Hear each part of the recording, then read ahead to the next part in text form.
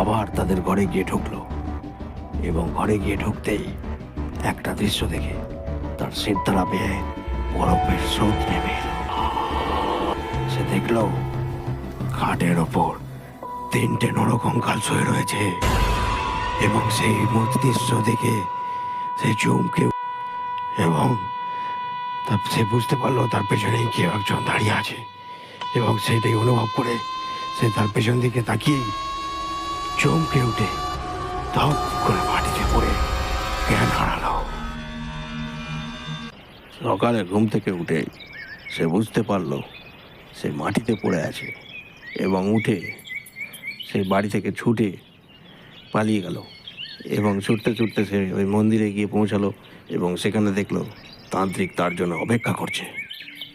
বাবা, আপনি আছেন? কালকে রাত্রিবেলায় যে ঘটনা ঘটলো।